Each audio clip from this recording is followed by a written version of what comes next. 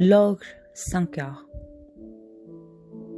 Voyez, voyez, gentes dames et damoiseaux, laissez-moi vous conter l'histoire de l'ogre de Barbarie. L'ogre sans cœur, l'ogre terrifiant petit et grand des royaumes de la terre. L'ogre de Barbarie était très grand et très fort. Il était habillé d'une épaisse armure et ne se déplaçait jamais sans son lourd cordon, au pic aiguisé. Il vivait seul dans les bois sombres et noirs. Depuis quand hantait-il le lieu? Nul ne le sait. Il harcelait les villageois, abîmait leurs champs, croquait quelques enfants de temps en temps.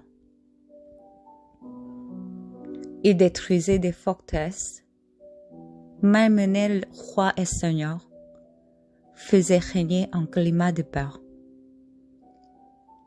Braves chevaliers et hommes vaillants, personne n'en était venu à bout. Un jour, l'ogre eut faim.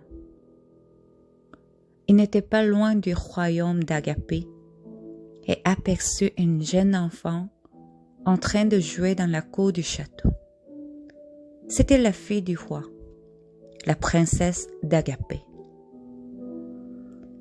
L'ogre la captura sous les yeux effrayés de nourrice impuissante et l'amena chez lui, dans son antre lugubre. Miam, je vais le préparer pour mon dîner, pensa l'ogre. Mais tandis qu'il découpait carottes et oignons, la petite fille s'approcha de lui. Elle ne semblait pas avoir peur. Et le plus improbable se produisit. Elle enlaça l'ogre de sa main potelée, le sourire aux lèvres et les yeux rieurs. L'ogre en fut comme pétrifié de stupeur. Sous son épaisse armure, il découvrit qu'un petit quelque chose se mettait à battre tout doucement, puis de plus en plus fort. L'ogre réalisa qu'il avait un cœur qui pouvait aimer.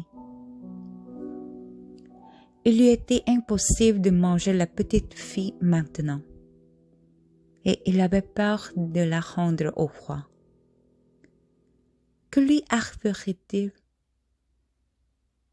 Prenant son courage à deux mains, il décida de se rendre malgré tout au royaume d'Agapé. Si le roi m'accorde de sa faveur et me pardonne, je m'engage à le servir. Mais si je dois mourir à cause du mal que j'ai causé, eh bien, je mourrai, cédait l'ogre. L'ogre s'approchait lentement des grilles du château, tenant par la main la princesse qui sautillait à ses côtés. Le cœur qu'il venait tout juste d'avoir lui semblait bien lourd à présent. « L'ogre est là! L'ogre est là !» crièrent les habitants du château, effrayés. « N'ayez pas peur, » leur répondit-il. « Je ne viens pas pour vous pardonner. Je vous ramène la princesse. » Tout le royaume ne sut que dire.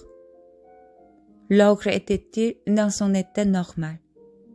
Le roi lui demanda la raison de ce changement. « J'ai appris à aimer, c'est grâce à la princesse, » répondit l'ogre maladroitement. Les habitants furent tout émus et le roi pardonna à l'ogre. Il le chargea de protéger son royaume et la princesse.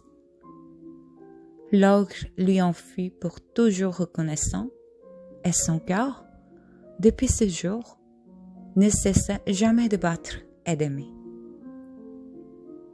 Désormais, Gente d'âme et damoiseau, n'ayez pas peur de l'ogre, mais embrassez-le plutôt. Qui sait si vous n'entendez pas son cœur battre comme le vôtre?